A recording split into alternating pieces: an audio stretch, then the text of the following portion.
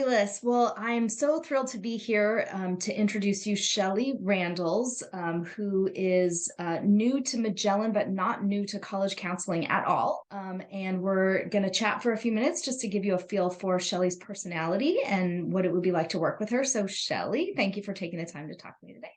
Thank you, Evelyn. I'm happy to be here.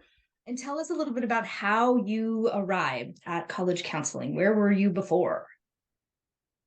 It's a long path, but I started in 2004 working with a nonprofit organization in my town. And part of it was mentoring students, and the other part was getting those students, low income, underserved students, to college.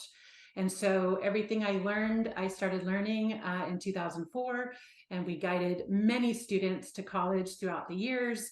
I left that CBO in 2015 to start my own practice. But first I went back to school, and I have my master's in educational counseling and also a PPS credential. So I like to say I'm a classically trained high school counselor.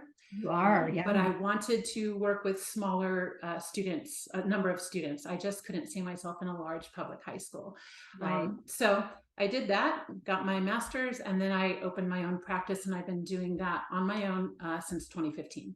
And just so people understand, in California, you need a PPS credential to work in a public high school. Yes. You don't need it to work in a private high school, but it's definitely not something that most independent counselors have. Correct. That is, yeah. And that's just mostly the counseling piece. Yep. The college prep and the college access piece is really sort of self-taught, and a lot of professional development, a lot of memberships to professional associations, a lot of connections to professionals in the business. And so we keep each other accountable. Mm-hmm. And so that's basically what I've done, these last 8 years. So yeah. And Shelley and I are both smiling for everyone watching, because we met probably 8 years ago, right as you were getting started, because I used to be the regional person in Los Angeles who organized college rep visits. And I would reach out to Shelley, and we don't live super close to each other. We live about an hour and a half apart, but she would always get onto the freeway at, dark 30 to come out and do those crazy breakfasts that I organize. But you're so right about the professional development, and we do hold each other accountable. Mm-hmm. So tell people what you mean by that. When you talk about professional development, what are you talking about exactly? I'm talking about, well, definitely membership in professional organizations. So, yep. We have the acronyms. I could go into that, but you can read that on the website. And then also just making sure that you show up, making sure that you're constantly learning, constantly attending, constantly checking yourself with my colleagues. I have a group that I check in with regularly. We share information. Evelyn, you were the first person to share an amazing resource with me, which I'll never forget, and I still use. And so it's that generosity within our industry, that we want to make sure that people are held accountable to other professionals. Therefore, we can move that to our families and students. If we're not doing that, then you could just choose anyone. So yeah, no, it's true. I want to make sure that everyone who calls themselves a college counselor, an educational consultant, is really doing it right and, mm-hmm. and prepared to give the advice that they are asking people to pay for. So fabulous. You have a long history in doing this. Tell us about what you love about the work that we do. What's your favorite part of it? My favorite part is watching a student grow, because typically we get them in their junior year, and then we watch them move through the process all the way through their spring of their senior year. Okay. And I love to watch the self-reflection and the they just start to understand themselves so much better.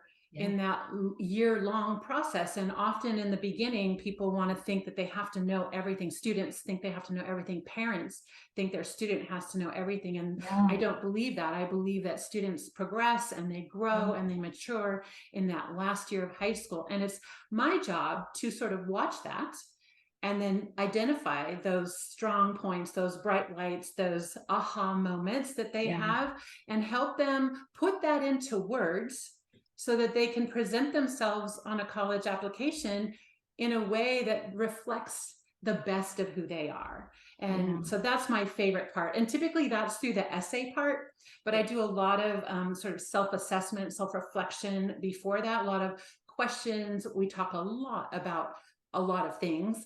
I try to build that trust so that when they get to the place where they do write and they have to reveal themselves, they feel comfortable doing it in this setting, and then they feel more comfortable moving that along to the more public readers at all the colleges. Yeah. That was beautifully said. And one of the points you made was sometimes parents feel like we need to have everything done here, or all of these pieces of the puzzle. Like, for example, I've had 10th grade parents ask me in maybe spring of 10th grade, what's our college list? Yeah. And Yeah. I have to say to them, we're not there yet. So give us maybe a timeline on how you develop a college list and when. Yeah. So, like I said, I typically work with students starting in their junior year. I might meet them in their freshman or sophomore year. Right. Those are years that I want to, my advice to 10th and 9th and 10th graders is, be a good high school student, be curious, be interested, do well in your classes, be genuine. Really pursue what's interesting for you, because that is also reflected on your application when it's time to write about that. And so that's really the 9th and 10th grade advice. Then in fall of junior year is when we start to really check in, making sure that and in California, you're meeting your A through G requirements, making sure that you are challenging yourself and doing well without overstressing yourself. And then moving into, so fall for me, for students, is a lot of check-in, really checking in and making sure that they're doing what they need to be doing at that point. Then in spring, like I said, a lot of growth happens, and that fall junior year is kind of stressful because they've ramped it up in terms of academics and rigor. So spring of junior year, they come to, we get together, we meet more regularly, more consistently. And that's when I start those conversations, the self-reflection. What do I want colleges to know about me? What do you like about your learning environment now? What do you think you want to carry with you? What don't you like? What do you see yourself doing maybe in 5 years, if you can even picture that? If not, that's okay. But let's talk about those things. Let me get a sense of who you are to help reflect that back to you, so you get a sense of who you are. And then we start to talk about schools, colleges. I approach things developmentally, so I don't want anything to be hard and fast right away. This is a very fluid process. We talk about things. I have them do the research. We talk about that. What do you like? What do you don't like?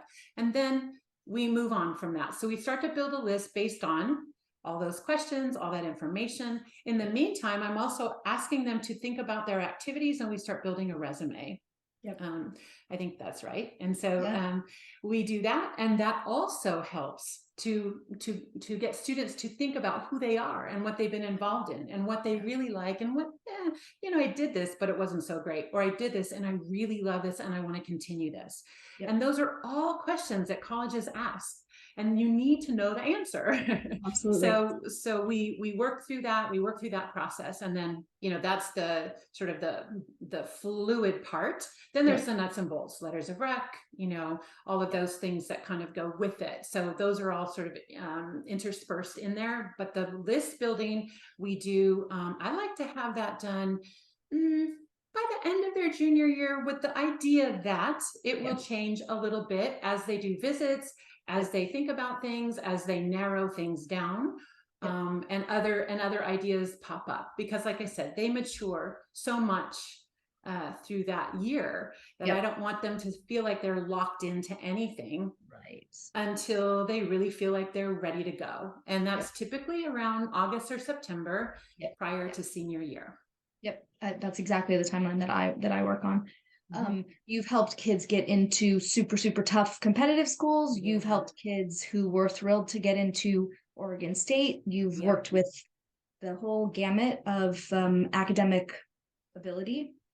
And that's the other part about being developmental. I want to meet students where they are. I want to, highlight who they are, where they are, what they want, what their goals are. I want to be that realistic check I want to make sure that their lists are well balanced. I want to make sure that they have lots of options at the end of the line. And Yes. so, yeah, and yeah, if a student is really up there academically in rigor, sure, we're going to do all that. If a student isn't and they want to try, okay. Yep. You know, I'm not, I say I'm not a dream crusher. Yep. I will help you realize your goals, and let's keep it real Yep. while we do Perfect. that. Perfect.